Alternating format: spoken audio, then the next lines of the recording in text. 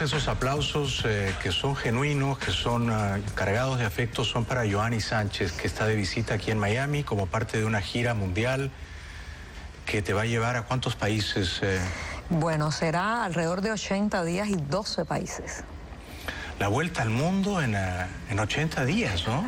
Sí, más o menos, y actualizada, o sea, en la modernidad y sobre todo después de 5 años sin poder viajar, ¿eh? Increíble. Has estado, si llevo la cuenta, en Brasil, ¿verdad? Sí, de allí me fui a la República Checa. A la República Checa. ¿Cómo te fue allá? Fantástico. Sí. Praga es una ciudad hermosa y los checos entienden todo lo que pasamos los cubanos porque ellos también lo vivieron. Exactamente, ¿no? Vi cosas tuyas en Praga, en internet, y vi que había menos vándalos, energúmenos, fastidiándote que... Sí, parece que el largo brazo del castrismo no llegó tan lejos, ¿eh? No, en Brasil Sí, fue un pequeño grupo, sobre todo a la llegada, con muchos insultos y gritos, pero si supieras que el efecto que generó fue tan intenso, tan favorable a mí, tan solidario de la gran mayoría del pueblo brasileño que vaya, yo creo que realmente la jugada le salió muy mal, ¿eh? Sí, absolutamente, y además que tú siempre te agigantas ante esas pequeñas adversidades, ¿no? Es que yo soy una persona pacífica, no es una pose, no es una máscara, soy realmente esta persona que ves. Entonces, cuando me gritan, cuando me insultan, cuando intentan callarme, solo trato de hacer valer mi voz. Sí. Y prevalece, y prevalece. Sí, porque al otro lado no hay argumentos, hay gritos, hay insultos, hay intentos de denigrarme. Y profunda ignorancia, ¿no? Profunda ignorancia porque uno ve a esos muchachos gritándote cosas y uno pensaría, pero bueno, a ver, ve tú a vivir a La Habana y sométete a ese régimen de privación de libertades, de humillación, a ver si creerías en eso, ¿no? Sí, desafortunadamente en el mundo hay gente que apoya para nuestro país lo que no soportaría vivir en el suyo propio. Exactamente, ¿no? Después de Praga, ¿a dónde fuiste? Después de Praga me fui en una visita muy rápida, express, durante 2 días a Burgos, en España, a un congreso de tecnología. ¿Qué tal?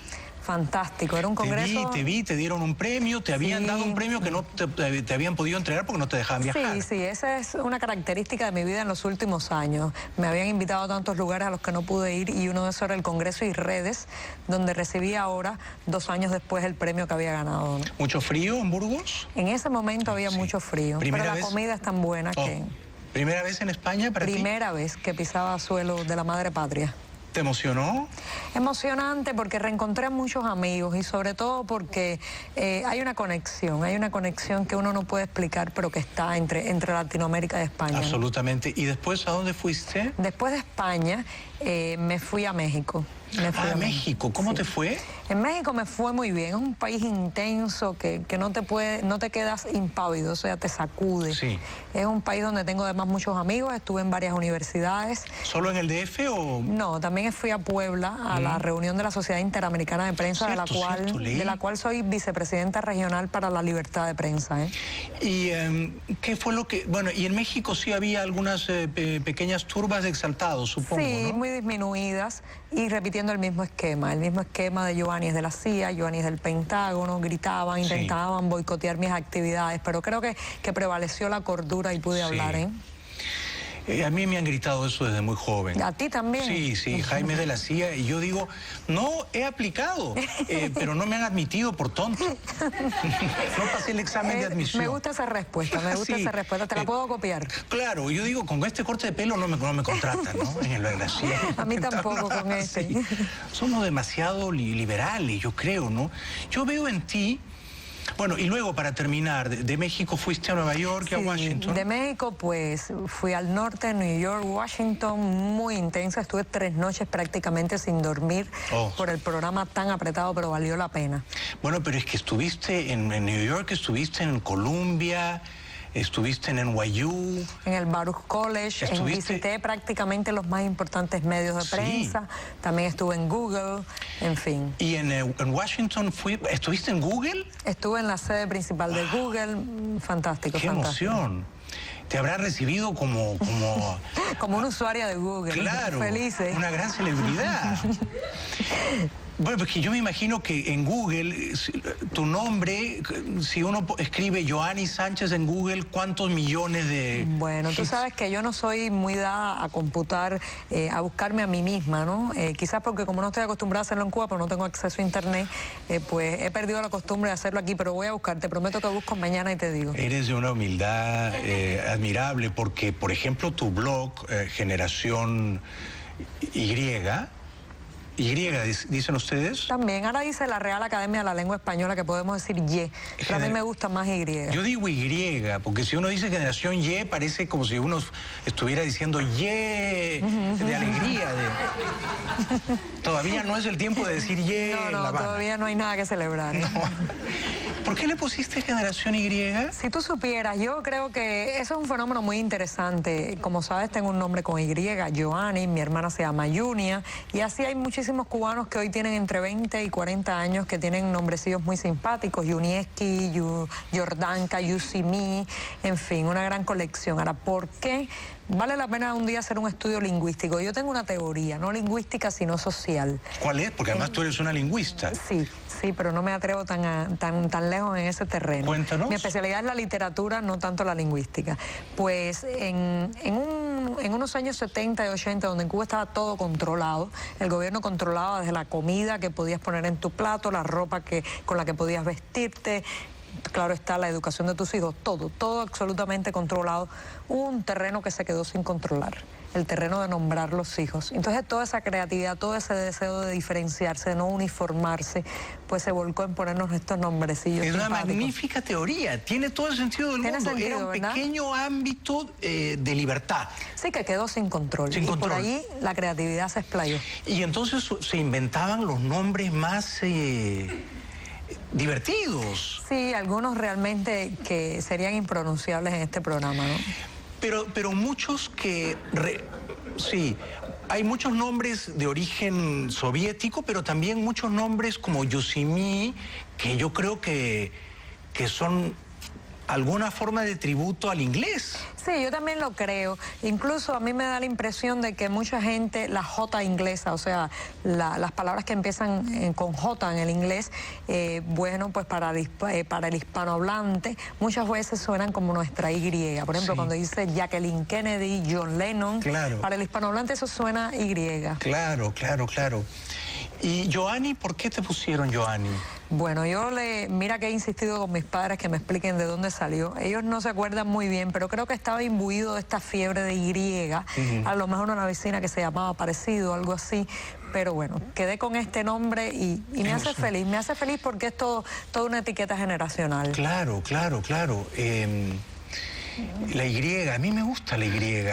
La penúltima letra del abecedario. Sí, me encanta. Y de hecho yo llevo 2 Y en mi apellido. ¿Verdad? Mi apellido, como sabes, es Gailey. Sí. Así es como me conocen.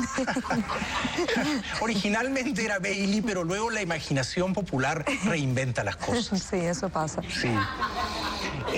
¿Cuánta gente visita regularmente lo que tú escribes? Bueno, la última vez que me asomé a las estadísticas, que también fue en el año pasado, había más de 10 millones de hits al mes. Pero te digo y te confieso, sin ánimo de alardear, que si me leyera una única persona, si el único que me leyera fuera el agente de la seguridad del Estado que me controla y me vigila, hay muchos, pero bueno, específicamente uno, yo seguiría escribiendo. Seguiría escribiendo porque no se trata de una cuestión de multitudes, es que tengo cosas que decir, ¿no? ¿Tú crees que Fidel y Raúl Castro te leen? Fidel no lo creo, ya no puede leer casi nada, ¿no? Por su avanzada edad, por su avanzado deterioro físico y mental. Raúl quizás, si no me lee, porque no parece ser un hombre de muchas lecturas, alguien le cuenta lo que escribo. ¿Y hay algunos miembros de seguridad del Estado que sí deben disciplinadamente... Sí, claro, no solamente leerme, deben responderme. Cuba, el gobierno de Cuba lleva a cabo algo que se llama la Operación Verdad. La Operación Verdad consiste en contraatacar a los bloggers alternativos, en atacar en los foros los pensamientos diferentes al del gobierno, en fingirse un blogger a favor de la revolución, en hackear sitios. Mi sitio acaba de estar hackeado hace unos días. ¿Y cuando lo hackean, lo neutralizan, lo dejan inoperativo? Exactamente, siempre uno puede tener la duda de si se trata de una falla técnica, de un hackeo, pero me pasa tantas veces y en los momentos más importantes de mi vida. Ya. ¿Con qué frecuencia sabotean tu página de internet? Bueno, en noviembre recibimos 15.000 ataques, en noviembre del año pasado. ¿15.000? 15.000 ataques en un mes. Todo tipo de ataques, no solamente el ataque más mortífero, sino también los pequeños, los insultos y... No, en eso no cuento, ataques tecnológicos propiamente dicho. Los insultos serían otros 15.000 o unos 45.000, ¿no? O sea, son ataques de gente con alguna destreza para boicotear tu... Sí, pero no son imaginaciones mías. Hace unas 3 semanas, no, un poco más, hace unas semanas publiqué justamente en mi blog una entrevista que le hice a uno de esos soldados de la web que un día se dio cuenta de lo que hacía y se pasó al bando de los críticos y me contaba sus experiencias y me decía, yo tenía que atacarte, pero no podía leerte, me prohibieron que te leyera. Qué impresionante eso, ¿no? Impresionante, porque yo creo en la conversión humana. Sí. Y si ese hombre logró convertirse, ¿por qué los otros soldados de la web que me leen no podrían hacerlo, no? Sí. Y entonces tú tienes la fe que yo comparto de que muchos cubanos te leen, no con acceso directo a internet, pero de otras formas, encubiertas. Sí, no solamente a mí, hay un movimiento blogger muy intenso, muy dinámico, que está despertando la atención de muchos compatriotas dentro de la isla, ¿eh? ¿Tú no tienes miedo de que den de baja tu blog? ¿De que lo censuren de un modo definitivo? Bueno, eso es más difícil, aunque debo decirte que desde marzo del 2008 hasta febrero del 2011 estuvo totalmente bloqueado hacia el interior de la isla. Pero no pueden matarlo del todo, porque mi blog no está ubicado en Cuba, está en un servidor en el extranjero, lo cual es la única posibilidad, porque ningún ciudadano puede acceder a la posibilidad de ubicar un dominio dentro de territorio nacional, ¿no? Claro. O sea que lo que podrían hacer, que lo han hecho ya, es matarlo solo en Cuba. Exacto, pero nada hay más atractivo que lo prohibido. Claro. ¿Y qué hacen mis compatriotas? Pues se encuentran trucos tecnológicos como un proxy o una serie de programas para saltar los filtros y entran. Yo no conozco nación más ingeniosa que la cubana. Sí, todos somos ingenieros en algo, todos tenemos un diploma de ingenieros en algo. Porque el sistema te obliga a eso, ¿verdad? Claro, claro, para todo, no solamente hablamos del plano de la información, de leer un blog, es que desde pequeños tienes que saber sumergirte en el mercado ilegal para comprar leche, carne, huevos. Claro. Nos piden un corte publicitario, pero he leído en varias ocasiones que quieres fundar un periódico. Pues sí, colega, me atrae la prensa y a ella quiero dedicar el resto de mi vida. Suena apasionante. ¿Cómo lo llamarías? Bueno, el nombre todavía no lo puedo decir porque la marca no está registrada, pero cuando escuches el nombre vas a decir, ese era el nombre que tenía que tener. Muy bien. ¿Y con qué frecuencia saldría? Empezaríamos un semanario. Porque el esfuerzo es difícil, las condiciones son realmente muy limitantes, pero el sueño es llevarlo a un diario. ¿Y crees que te van a dejar? Bueno, no, o sea, van a tratar de impedir por todos los medios que se haga el periódico. Pero sería el primer periódico libre en Cuba hace 54 años, ¿no? Sí, ha habido experiencias y hay experiencias de publicaciones quizás que no tienen la misma frecuencia desde la sociedad civil, que son muy exitosas, pero el reto ahora es acortar el tiempo entre un ejemplar y otro, ¿eh? ¿Y cuándo quisieras lanzar el primer tiraje, la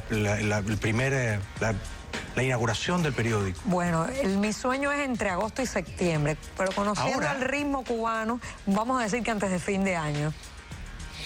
Este año 2013 sale el periódico de Yoani Sánchez en Cuba. Tiene que nacer ahora. Es el momento a pesar de las terribles circunstancias. ¿Lo vas a distribuir gratuitamente o lo vas a vender? Gratuitamente, porque si lo vendiera incurriría en un delito que se llama actividad económica ilícita. En Cuba todo está prohibido, todo tiene un delito.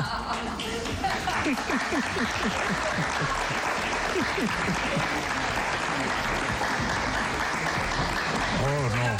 Por favor, envía copias de tu periódico aquí a Miami. Claro que sí, ustedes van a ser parte importante en la distribución. Sí, yo me encargo de repartirlo, yo soy tu canillita. Yo voy en una bicicleta en Jayalí arrojando el periódico de casa en casa. Me gusta, esa imagen me gusta. ¿Te ha gustado? y paro en Yoyito, por supuesto. Bueno, qué ilusión, el periódico de Yoani Sánchez va a salir este año 2013 y si eso ocurre será un paso más para la restauración de la libertad en la isla de Cuba, ¿no? Claro que sí. Sí. Enhorabuena. Regresamos con Joanny Sánchez después de la pausa.